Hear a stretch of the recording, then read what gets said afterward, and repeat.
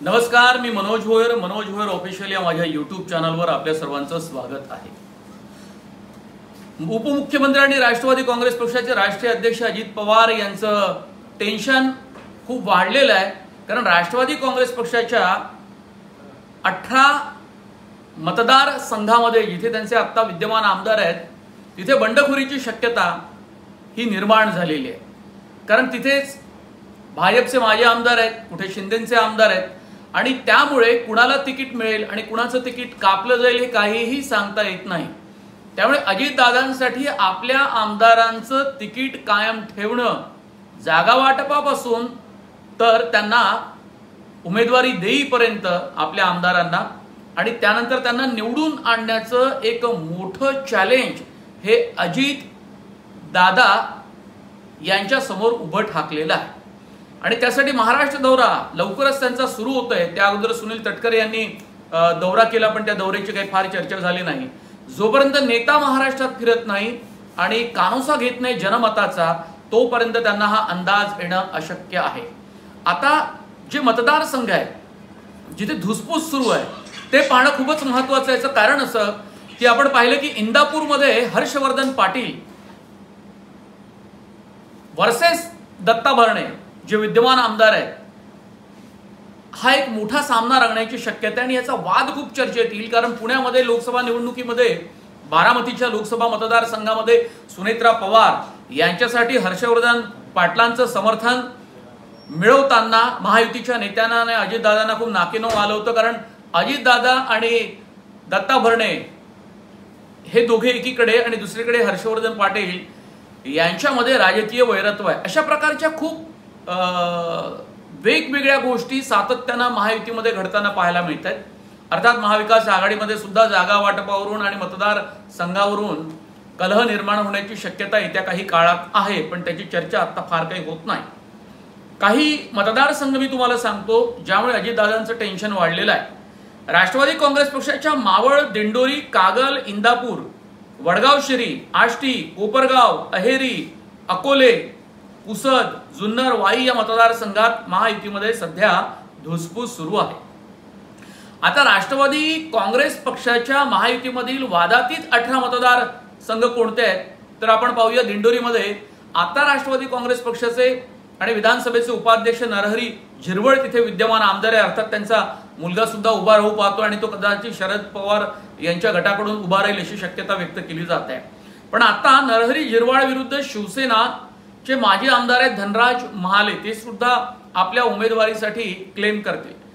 कागलमध्ये म्हणजे कोल्हापूर जिल्ह्यामध्ये हसन मुश्रीफ विरुद्ध समरजित घाटगे म्हणजे जे भाजपचे आहेत त्यांची पण इच्छा आहे निवडणूक उभे राहण्याची आणि ते सुद्धा तिथे सुद्धा मोठा वाद आतापासूनच सुरू झालेला आहे। कारण हसन मुश्रीफ म्हणाले की मीच पुन्हा एकदा आमदार होणार आहे। चंदगडमध्ये राजेश पाटील विरुद्ध शिवाजी पाटील जे भाजपचे आहेत त्यांच्यात वाद आहे आणि इथे कोण कुणाविरुद्ध बंडखोरी करेल हे आता सांगता येत नाही। इंदापूरमध्ये दत्तामामा भरणे राष्ट्रवादी काँग्रेस पक्षाचे आमदार आहेत आणि त्यांच्या विरुद्ध हर्षवर्धन पाटील भाजपाचे नेते आहेत आणि पूर्वी ते काँग्रेसमध्ये होते आणि त्या अगोदर ते अपक्ष म्हणून अनेक वेळा आमदार म्हणून निवडूनही आले। वडगाव शहरीमध्ये सुनील टिंगरे विरुद्ध जगदीश मुळीक भाजपाचे असा सामना रंगण्याची शक्यता आहे। हडपसरमध्ये चेतन तुपे विरुद्ध महादेव बाबर जे शिवसेना शिंदे गटाचे तिथले नेते आहेत आणि प्रभावी नेते आहेत। आष्टीमध्ये बाळासाहेब आजबे विरुद्ध सुरेश धस जे पूर्वी राष्ट्रवादी काँग्रेस पक्षामध्येच होते पण आता ते भाजपमध्ये आहेत। कोपरगावमध्ये आशुतोष काळे विरुद्ध विवेक कोल्हे हे भाजपचे आहेत। अर्जुनी मोरगावमध्ये मनोहर चंद्रिकापुरे विरुद्ध माजी मंत्री राजकुमार बडोले ही विदर्भातली जागा आहे, भंडारा गोंदिया जिल्ह्यातली आणि ते भाजपचे नेते आहेत आणि माजी मंत्री होते। गडचिरोली जिल्ह्यामध्ये अहेरी हा मतदारसंघ आहे। धर्मराव बाबा आत्राम आता कॅबिनेट मंत्री आहेत, राष्ट्रवादी काँग्रेस पक्षाचे आमदार आहेत, विरुद्ध अमरीश राजे भाजपचे, ते सुद्धा इच्छुक आहे या उमेदवारीसाठी विधानसभेच्या। पुसदमध्ये नाईक कुटुंब अत्यंत मोठं प्रभावशील आणि आपण पाहिलं की वसंतराव नाईक आणि त्यानंतर सुधाकरराव नाईक हे दोन्ही मुख्यमंत्री होते महाराष्ट्राचे। इंद्रनील नाईक हे आता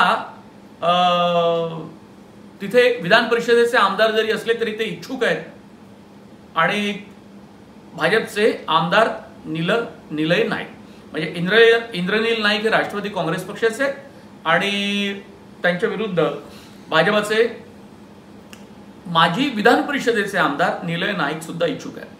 अकोलेमध्ये किरण लहामटे विरुद्ध वैभव पिचड हे भाजपचे आहेत. आपण पाहिलं की यातली जी काही नावं जर आपण पाहिली आत्ताच्या घडीला भाजपचे इच्छुक उमेदवार जे आहेत त्यातले बरेचसे हे एकतर काँग्रेसमधले किंवा राष्ट्रवादी काँग्रेस पक्षामधले आहे, म्हणजे तेच भाजपमध्ये आले आणि आता तिथे पुन्हा एकदा आपल्याच जुन्या पक्षातल्या स्पर्धकासोबत त्यांची आता स्पर्धा या निवडणुकीत होऊ पाहते. म्हणजे 2014 नंतरचं जे काही महाराष्ट्राचं राजकारण सातत्यानं बदलत गेलं ते अशा पद्धतीचं आहे. म्हणजे मी निलय नाईक आणि माझी भेट झाली तर त्यावेळी निलय नाईक हे राष्ट्रवादी काँग्रेस पक्षामधनंच भाजपमध्ये गेले आणि त्यांना विधान परिषदेची उमेदवारी मिळाली, पण त्यांची सातत्यानं नजर विधानसभेच्या निवडणुकीवर होती. आता तिथे इंद्रनील नाईक हे राष्ट्रवादी काँग्रेस पक्षाचे आमदार आहेत आणि निलय नाईक हे भाजपामध्ये, त्यांना लढायचं आहे. पण आता तिकीट तर इंद्रनील नाईक यांना मिळणार आणि मग निलय नाईक हे कुठे जाणार, कारण त्यांची 6 वर्षाची उमेदवारी विधान परिषदेची संपली आहे आणि तेही महत्वाकांक्षी आहे. मग भाजप त्यांना तिकीट देईल का, राष्ट्रवादी काँग्रेस पक्ष आपला विद्यमान आमदाराची तिकीट कशी सोडणार, अशी सगळी गुंतागुंतीची परिस्थिती ही महायुतीमध्ये वेगवेगळ्या मतदारसंघामध्ये पाहायला मिळते. आताच्या घडीला 18 विधानसभा मतदारसंघामध्ये बंडखोरीची शक्यता आपल्याला पाहायला मिळते. राष्ट्रवादी काँग्रेस पक्षासंदर्भात बोलतो, पण आगामी काळामध्ये हीच परिस्थिती भाजपमध्ये सुद्धा निर्माण होईल किंवा शिवसेना शिंदे गटामध्ये सुद्धा निर्माण होऊ शकते, कारण त्यांनी सुद्धा निवडणूक लढवली आहे आणि ते दुसऱ्या क्रमांकावर होते आणि दुसऱ्या क्रमांकावर राहून सुद्धा त्यांना चांगली मतं मिळाली आणि त्यांना ही शक्यता निर्माण झाली की आपण पुढच्या वेळेला आमदार होऊ शकतो आणि त्यासाठी वेगवेगळे उमेदवार वेगवेगळ्या आपल्या मतदारसंघामध्ये आतापासूनच तयारीला लागलेले आहेत. जागा वाटप होईल, तिकीट घोषित होईल, त्यावेळेचा मुद्दा वेगळा असेल, पण मात्र त्यांनी अधिकृत प्रचार नव्हे पण अनधिकृत प्रचार, मेळावे घेणं, सभा घेणं, कार्यकर्त्यांच्या भेटीगाठी, लोकांशी संवाद हा याचा वेग वाढवलेला आहे. त्यामुळे महायुतीच्या नेत्यांचं टेन्शन वाढलेलं आहे. देवेंद्र फडणवीस, एकनाथ शिंदे आणि अजित पवार सोबत बसून जागा वाटप करतील, सामंजस्यानं काही